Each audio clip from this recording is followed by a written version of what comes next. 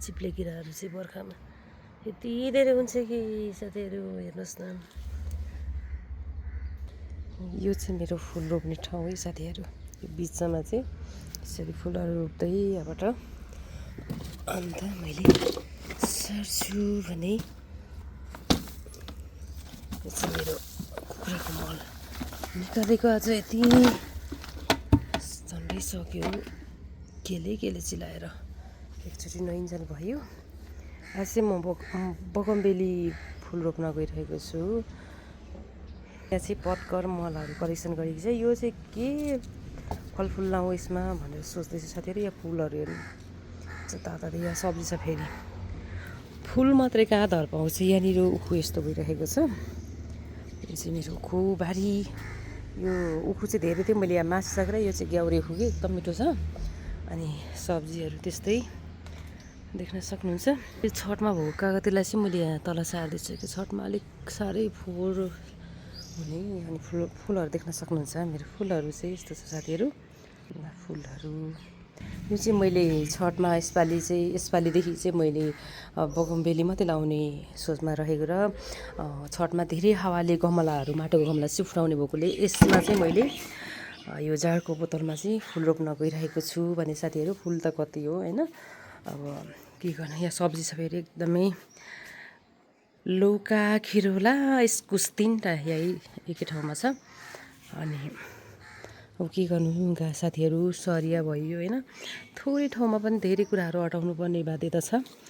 अनि यहाँ चाहिँ मैले सबै कुराहरू हटाएको छु। फुलदेखि लिएर सब्जी देख्न सक्नुहुन्छ। घिरोला फलेर खाइसक्यो भने इस्कुस र लौका चाहिँ फल्नेवालामा छ साथीहरू।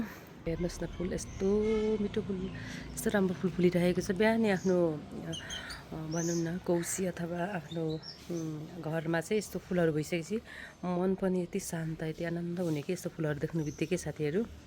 ल सब्जीहरू पनि यसरी हराभरा फुलदेखि होइन। बस हेर्नुहोस् फुल फर्सीको मन्टा साथसाथै यहाँ देख्न सक्नुहुन्छ गट्टा पनि फल्दैछ। ल थोरै ठाउँमा धेरै चिजहरू हटाउनको लागि भुइँस्याउ देख्न सक्नुहुन्छ। यहाँ तपाईँ देख्न सक्नुहुन्छ लोकल टमाटर। हामी सानो परिवारलाई चाहिँ यो टमाटरले पनि पुग्छ है साथीहरू। हेर्नुहोस् पाक्दै पनि छ। हामीले खाइरहेको छौँ।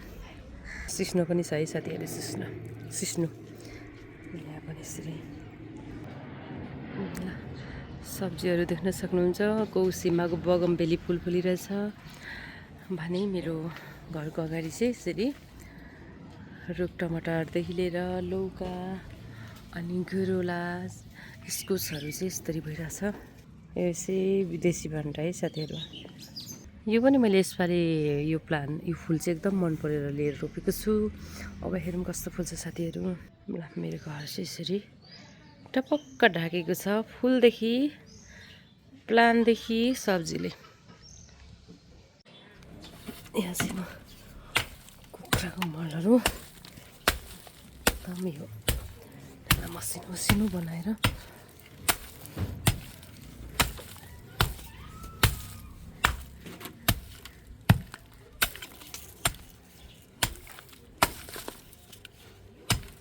एउटा हातले क्यामेरा एउटा हातले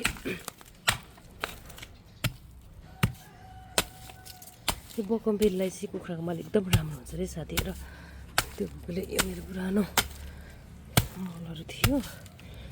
नयाँ मल चाहिँ फेरि डाइरेक्ट युज गऱ्यो भनेदेखि धेरै किराहरू लाग्नुपर्छ। त्यसैले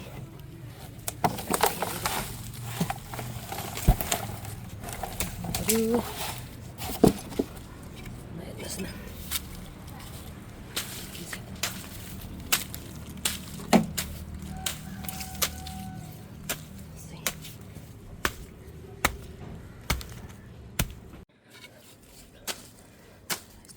पत्करहरू होइन। यो चाहिँ कुहिएको पत्करहरू हो।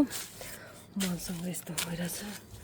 अनि सकेसम्म चाहिँ आफ्नै यसरी युज गरेको रोप्न पाइयो भने चाहिँ खर्च पनि कम हुन्छ साथीहरू। यस्तरी फुल मन पराउने मान्छेलाई अनि नर्सरीकै सबै कुरा युज गर्न थाल्यो भनेदेखि त गाह्रो छ नि हो साथीहरू।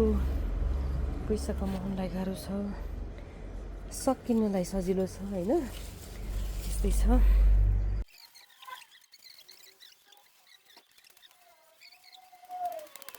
ल साथीहरू, यो चाहिँ मैले अस्ति पानी पर्नुभन्दा अगाडि नै पत्कर जम्मा गरेको थियो, लगभग सबै सकिसक्यो। अनि मैले चाहिँ आज यो बगमबेली रोप्नको लागि चाहिँ यसरी गर्दैछु। लगभग अब 4-5 बोट रोपिसक्यो भने अब चाहिँ बाँकी रहेको 2-3वटा छ। यो चाहिँ गइरहेको छु साथीहरू। यसरी यो चाहिँ छिमेकीको किनार खन्दाखेरि लिएको माटो थियो मैले, कुखुराको मलहरू होइन, त्यस पछाडि सुँगुरको मलहरू मिक्स गरेर लिएँ। त्यसलाई चाहिँ यसरी मिक्स गरेर हामीले आज बगमबेलीलाई चाहिँ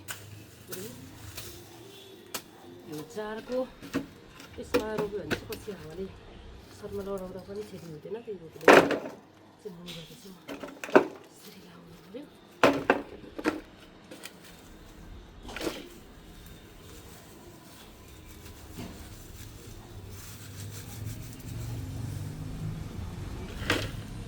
फुल फुलाउनको लागि मिहिनेत त चाहिन्छ साथीहरू होइन। यसरी छतमा पुरै यसरी बगमबेली रोपेर फुलाउने।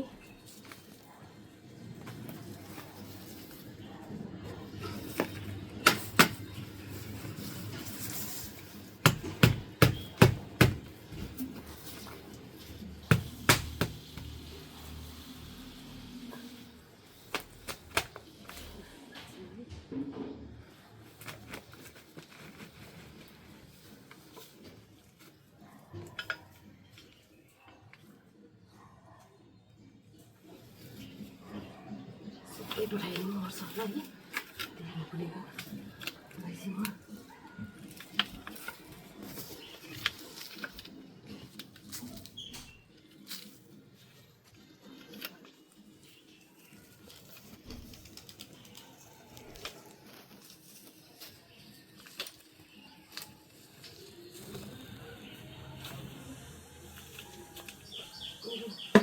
छतमा चाहिँ पुरै बगमबेली फुलाउनु पऱ्यो भन्दैछ साथीहरू।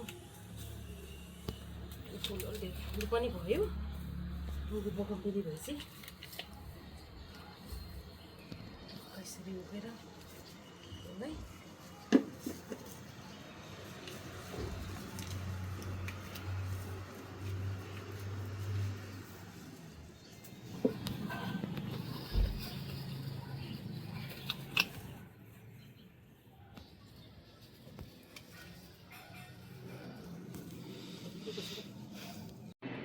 ल साथीहरू, मेरो आजको काम चाहिँ यसरी। ल साथीहरू, यसरी मैले चाहिँ यो झारको बोतलमा यसरी यो बगमबेलीलाई सारिसक्यो। है साथीहरू, आजको फुल रोप्ने कार्यक्रम घरको सरसफाइ लगभग अब सकिनु लाग्यो। फुल रोप्ने सबै कामहरू एक सर बिहानको काम भ्याएर फेरि पनि फुल रोपेर फेरि काम भ्यायो। यहाँ चाहिँ किनभने बाइक गाडेको थियो, बाइक भर्खरै निस्क्यो। त्यस पछाडि मेरो सरसफाइ अब आजको लागि चाहिँ सकिने लाग्यो साथीहरू। यस्तो छ घरको देखिन, तर यतिकै हो त। फुललाई सरसफाइदेखि लिएर ल साथीहरू, आज चाहिँ यसरी घरकै काममा बिजी भयो। लगभग फुल रोप्ने कामहरू, सरसफाइ कामहरू पनि सक्नु लाग्यो। मेरो यहाँ चाहिँ फुल रोप्ने ठाउँ हो, यो चाहिँ मेरो मेन भने मेरो फुलहरू रोपिसकेर मैले यतातिर राखेर आजको काम चाहिँ लगभग आधीमा धेर जस्तो भयो। केटी मान्छेको काम यस्तै हो साथीहरू, कहिले सकिँदैन होइन, काम पनि देखिँदैन घरको।